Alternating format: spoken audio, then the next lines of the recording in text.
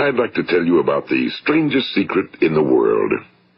Some years ago, the late Nobel Prize-winning Dr. Albert Schweitzer was being interviewed in London, and a reporter asked him, "Doctor, what's wrong with men today?" And the great doctor was silent a moment, and then he said, "Men simply don't think." It's about this that I want to talk with you. We live today in a golden age. This is an era that man has looked forward to, dreamed of, and worked toward for thousands of years. But since it's here, we pretty well take it for granted. We in America are particularly fortunate to live in the richest land that ever existed on the face of the earth, a land of abundant opportunity for everyone. But do you know what happens? Well, let's take 100 men who start even at the age of 25. Do you have any idea what will happen to those men by the time they're 65? These 100 men who all start even at the age of 25 believe they're going to be successful. If you ask any one of these men if he wanted to be a success, he'd tell you he did. And you'd notice that he was eager toward life, that there was a certain sparkle to his eye, an erectness to his carriage, and life seemed like a pretty interesting adventure to him. But by the time they're 65, 1 will be rich. 4 will be financially independent. 5 will still be working. 54 will be broke. Now think a moment. Out of the 100, only 5 make the grade. Now why do so many fail? What has happened to the sparkle that was there when they were 25? What's become of the dreams, the hopes, the plans? And why is there such a large disparity between what these men intended to do and what they actually accomplished? When we say about 5% achieve success, we have to define success. And here's the best definition I've ever been able to find. Success is the progressive realization of a worthy ideal. If a man is working toward a predetermined goal and knows where he's going, that man is a success. If he's not doing that, he's a failure. Success is the progressive realization of a worthy ideal. Rollo May, the distinguished psychiatrist, wrote a wonderful book called Man's Search for Himself. And in this book he says, the opposite of courage in our society is not cowardice. It is conformity. And there you have the trouble today. It's conformity, people acting like everyone else without knowing why, without knowing where they're going. Now think of it.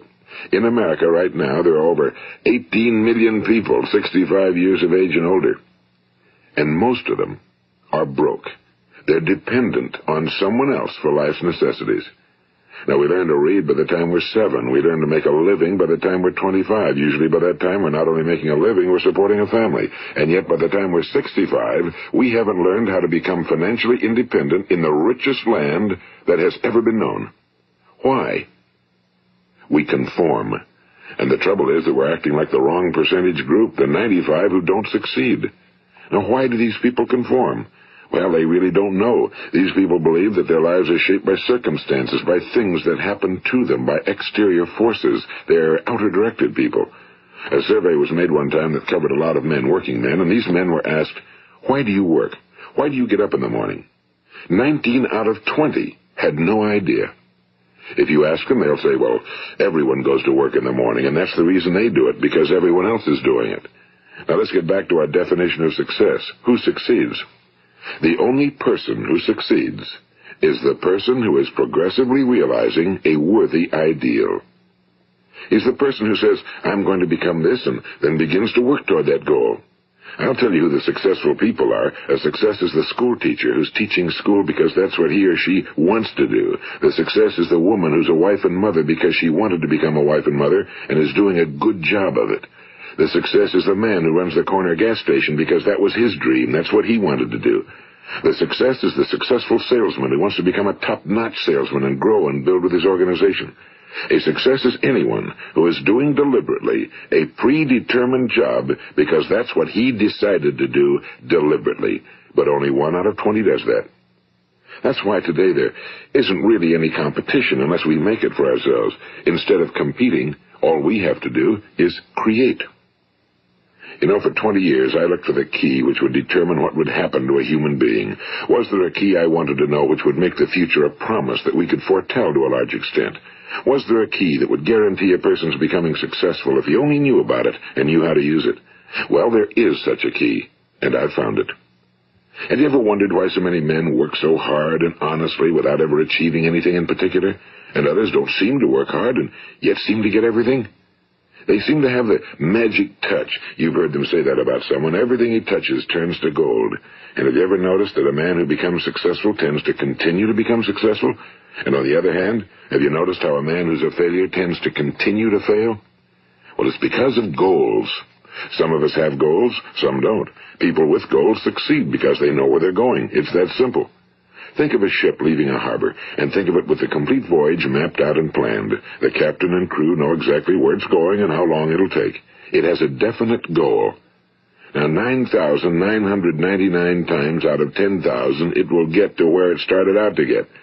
Now, let's take another ship, just like the first, only let's not put a crew on it or a captain at the helm. Let's give it no aiming point, no goal, no destination. We just start the engines and let it go. I think you'll agree with me that if it gets out of the harbor at all, it will either sink or wind up on some deserted beach, a derelict.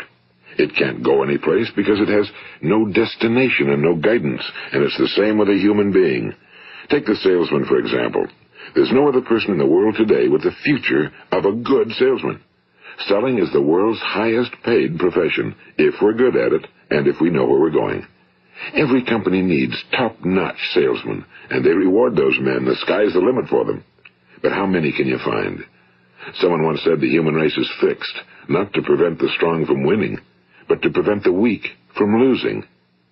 The American economy today can be likened to a convoy in time of war. The entire economy is slowed down to protect its weakest link, just as the convoy had to go at the speed that would permit its slowest vessel to remain in formation. That's why it's so easy to make a living today. It takes no particular brains or talent to make a living and support a family today. So we have a plateau of so-called security, if that's what a person's looking for. But we do have to decide how high above this plateau we want to aim. Now let's get back to the strangest secret in the world, the story that I wanted to tell you today. Why do men with goals succeed in life and men without them fail? Well, let me tell you something which, if you really understand it, will alter your life immediately.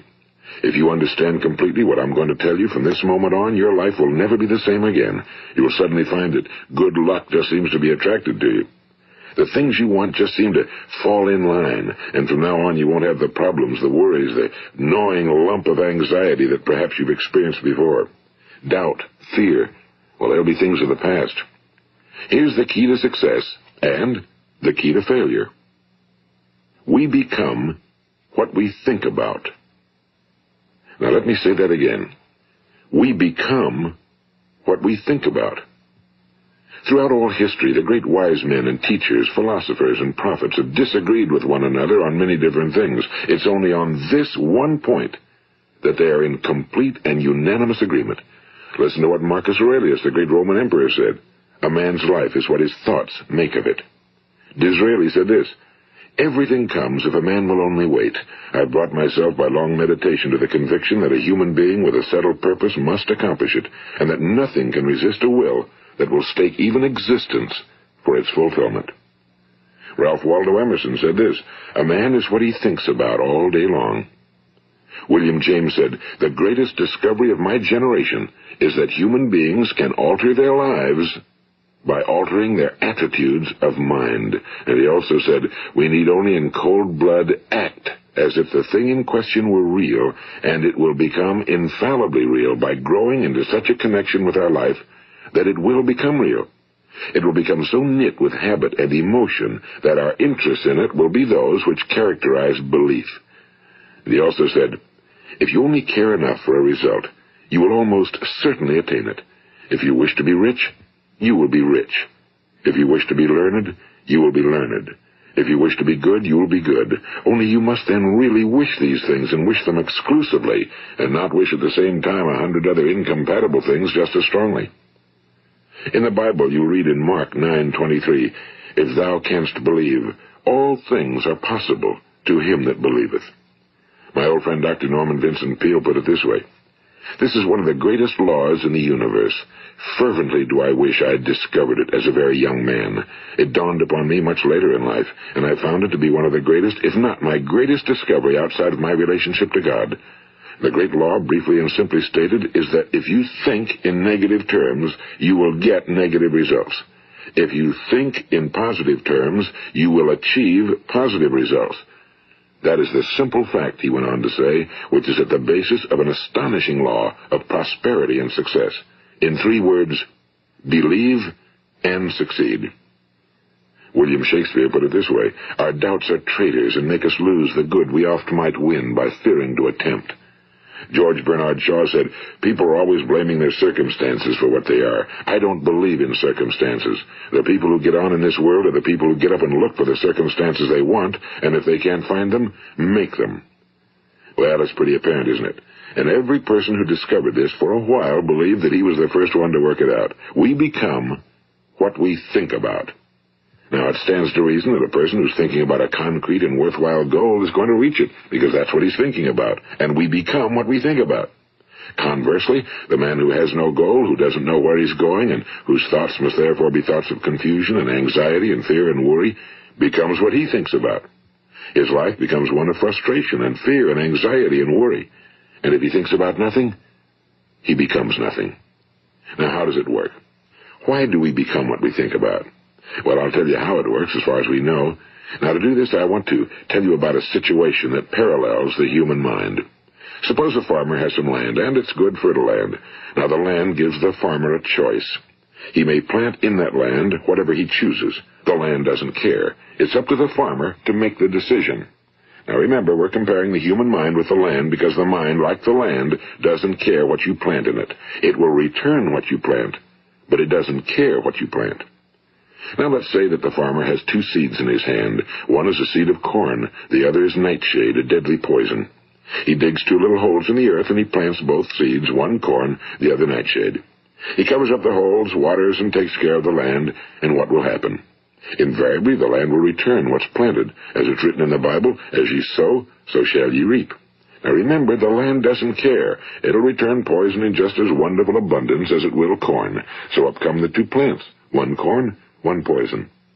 Now, the human mind is far more fertile, far more incredible and mysterious than the land, but it works the same way. It doesn't care what we plant. Success, failure. A concrete, worthwhile goal, or confusion. Misunderstanding, fear, anxiety, and so on. But what we plant, it must return to us. You see, the human mind is the last great unexplored continent on Earth. It contains riches beyond our wildest dreams. It will return anything we want to plant. Now, you might say, well, if that's true, why don't people use their minds more? Well, I think they figured out an answer to that one, too. Our mind comes as standard equipment at birth. It's free, and things that are given to us for nothing we place little value on. Things that we pay money for, we value. The paradox is that exactly the reverse is true. Everything that's really worthwhile in life came to us free. Our minds, our souls, our bodies, our hopes, our dreams, our ambitions, our intelligence, our love of family and children and friends and country, all these priceless possessions are free. But the things that cost us money are actually very cheap and can be replaced at any time. A good man can be completely wiped out and make another fortune. He can do that several times. Even if our home burns down, we can rebuild it. But the things we got for nothing, we can never replace. The human mind isn't used because we take it for granted. Familiarity breeds contempt. It can do any kind of job we assign to it, but generally speaking, we use it for little jobs instead of big, important ones. Universities have proved that most of us are operating on about 10% or less of our abilities. So decide now, what is it you want?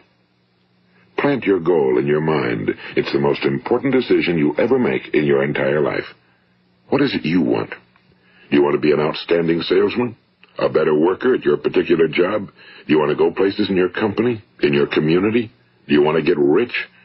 All you've got to do is plant that seed in your mind, care for it, work steadily toward your goal, and it will become a reality. It not only will, there's no way that it cannot. You see, that's a law, like the laws of Sir Isaac Newton, the laws of gravity. If you get on top of a building and jump off, you'll always go down. You'll never go up, and it's the same with all the other laws of nature. They always work. They're inflexible. Think about your goal in a relaxed, positive way. Picture yourself in your mind's eye as having already achieved this goal. See yourself doing the things you will be doing when you've reached your goal.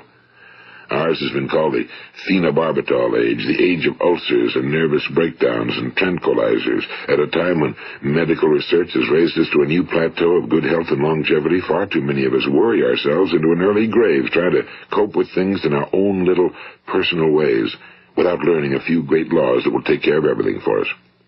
These things we bring on ourselves through our habitual way of thinking. Every one of us is the sum total of his own thoughts. He is where he is because that's exactly where he really wants to be, whether he'll admit that or not.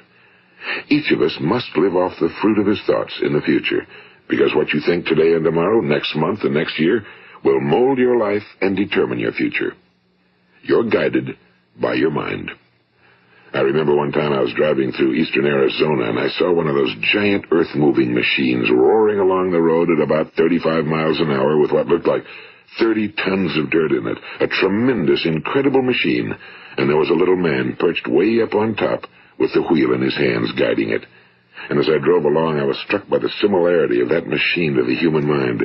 Just suppose you're sitting at the controls of such a vast source of energy. Are you going to sit back and fold your arms and let it run itself into a ditch?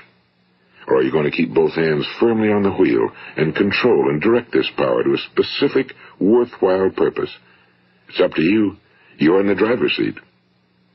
You see, the very law that gives us success is a two-edged sword. We must control our thinking. The same rule that can lead a man to a life of success, wealth, happiness, and all the things he ever dreamed of for himself and his family.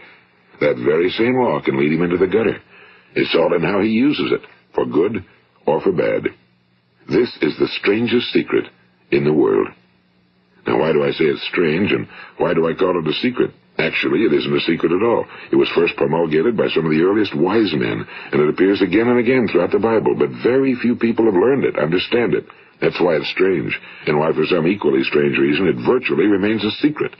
I believe that you could go out and walk down the main street of your town and ask one man after another what the secret of success is, and you probably wouldn't run into one man in a month who could tell you. Now, this information is enormously valuable to us if we really understand it and apply it. It's valuable to us not only for our own lives, but the lives of those around us, our families, employees, associates, and friends. Life should be an exciting adventure. It should never be a bore. A man should live fully, be alive. He should be glad to get out of bed in the morning. He should be doing a job he likes to do because he does it well. One time I heard Grove Patterson, the great late editor-in-chief of the Toledo Daily Blade, make a speech, and as he concluded his speech, he said something I've never forgotten. He said, "My years in the newspaper business have convinced me of several things. Among them, that people are basically good, and that we came from someplace, and we're going someplace. So we should make our time here an exciting adventure. The architect of the universe didn't build a stairway leading nowhere." And the greatest teacher of all, the carpenter from the plains of Galilee, gave us the secret time and time again. As ye believe, so shall it be done unto you. I've explained the strangest secret in the world and how it works. Now, on this side, I want to explain how you can prove to yourself the enormous returns possible in your own life by putting this secret to a practical test. I want you to make a test that will last 30 days. It isn't going to be easy, but if you'll give it a good try, it will completely change your life for the better. Now, back in the 17th century, Sir Isaac Newton, the English mathematician and natural philosopher, gave us some natural laws of physics which apply as much to human beings as they do to the movement of bodies in the universe. And one of these laws is that for every action, there is an equal and opposite reaction. Simply stated, as it applies to you and me, it means we can achieve nothing without paying the price. The results of your 30-day experiment will be in direct proportion to the effort you put forth. To be a doctor, you must pay the price of long years of difficult study. To be successful in selling, and remember that each of us succeeds to the extent of his ability to sell. Selling our families on our ideas, selling education in schools, selling our children on the advantages of living the good and honest life, selling our associates and employees on the importance of being exceptional people. To, of course, the profession of selling itself. But to be successful in selling our way to the good life, we must be willing to pay the price. Now, what is that price? Well, it's many things.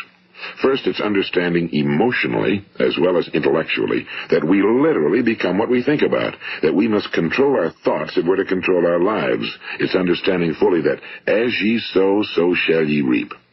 Second, it's cutting away all fetters from the mind and permitting it to soar as it was divinely designed to do.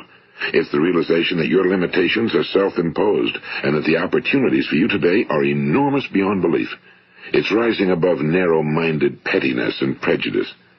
And third, it's using all your courage to force yourself to think positively on your own problem, to set a definite and clearly defined goal for yourself, to let your marvelous mind think about your goal from all possible angles, to let your imagination speculate freely upon many different possible solutions, to refuse to believe that there are any circumstances sufficiently strong to defeat you in the accomplishment of your purpose, to act promptly and decisively when your course is clear, and to keep constantly aware of the fact that you are, at this moment, standing in the middle of your own acres of diamonds, as Russell Conwell used to point out.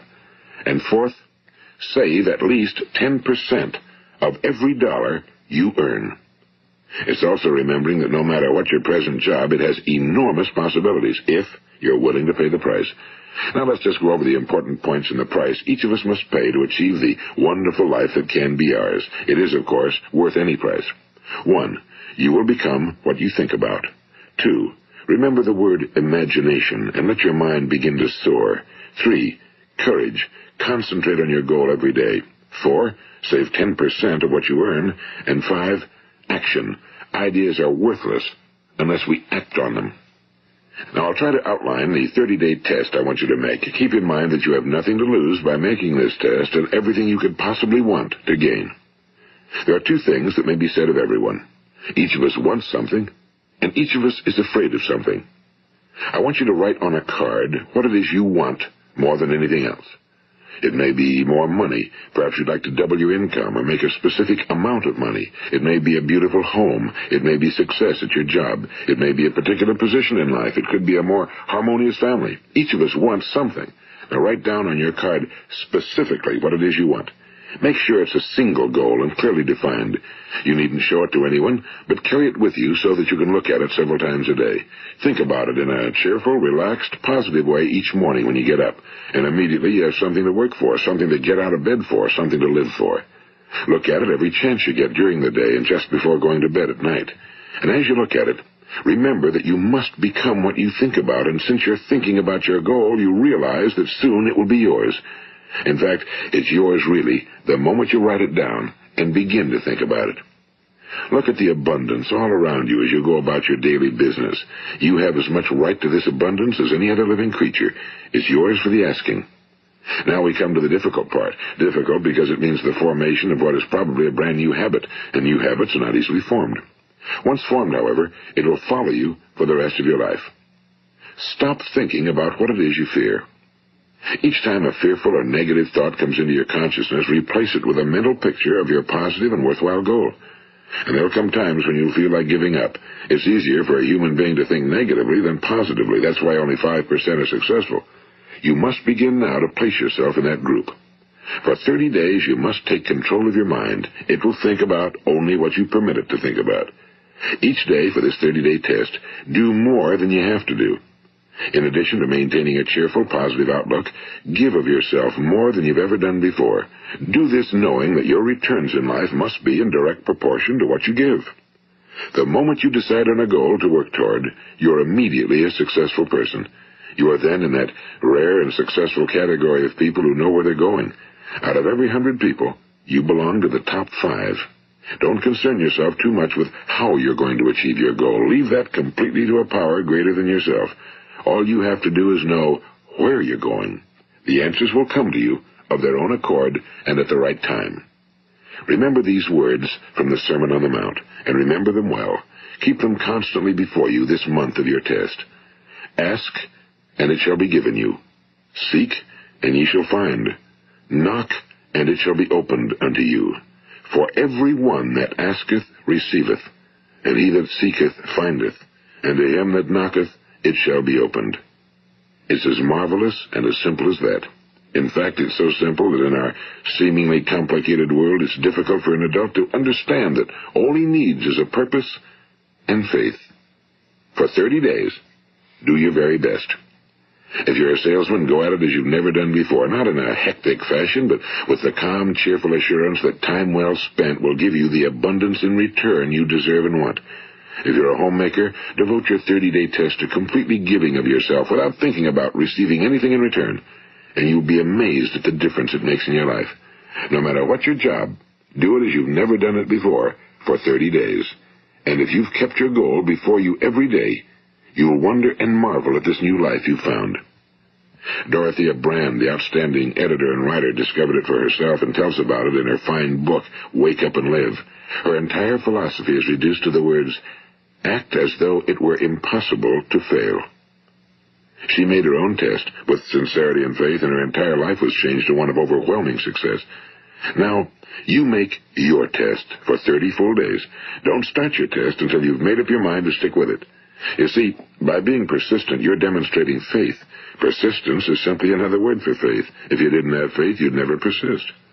If you should fail during your first 30 days, by that I mean suddenly find yourself overwhelmed by negative thoughts, you've got to start over again from that point and go 30 more days.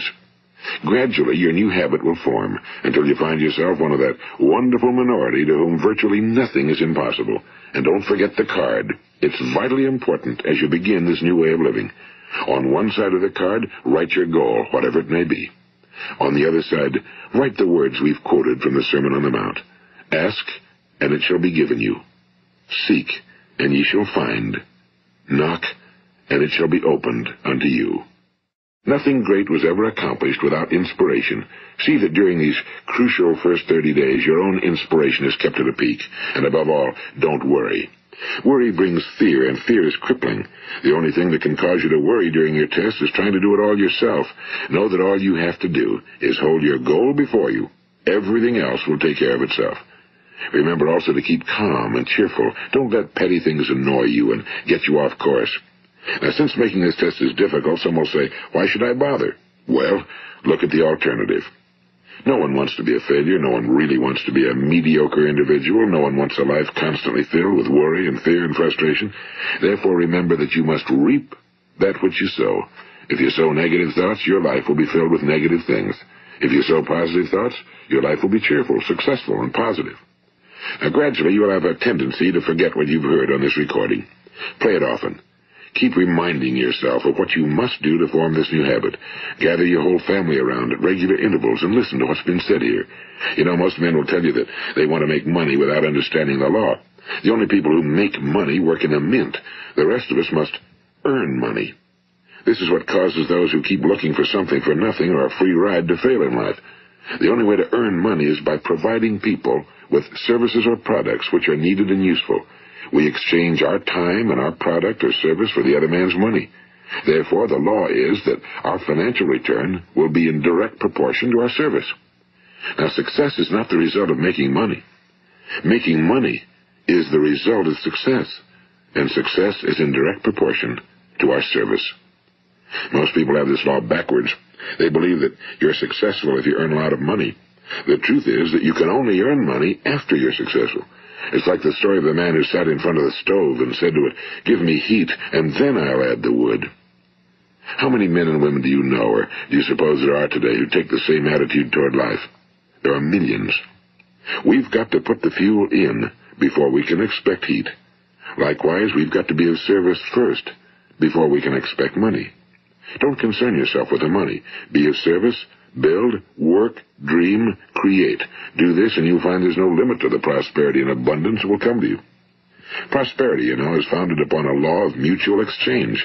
Any person who contributes to prosperity must prosper in turn himself. Sometimes the return will not come from those you serve, but it must come to you from someplace, because that's the law.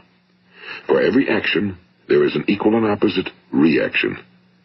As you go daily through your 30-day test period, remember that your success will always be measured by the quality and quantity of service you render, and money is a yardstick for measuring this service.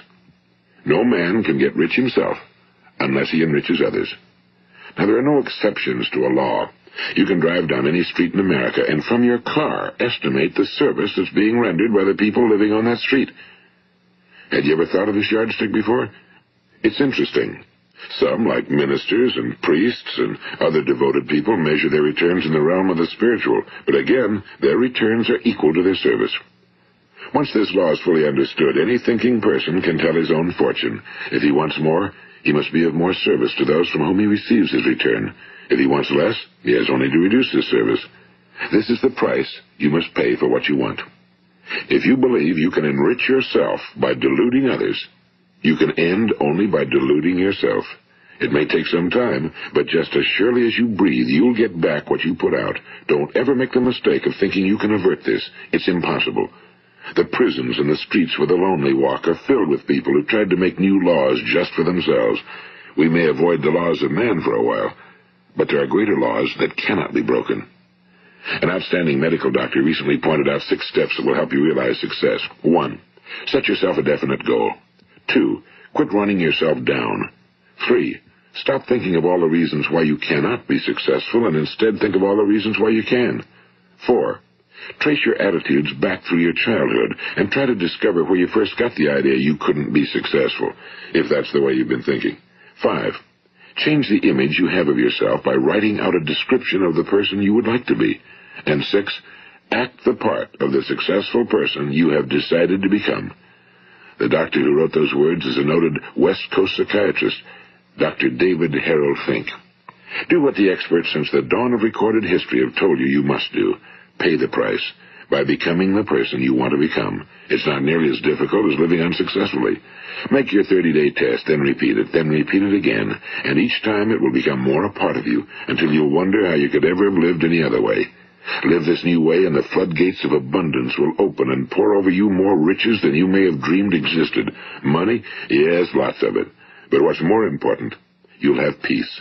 You'll be in that wonderful minority who lead calm, cheerful, successful lives. Start today. You have nothing to lose, but you have a whole life to win. This is Earl Nightingale, and thank you.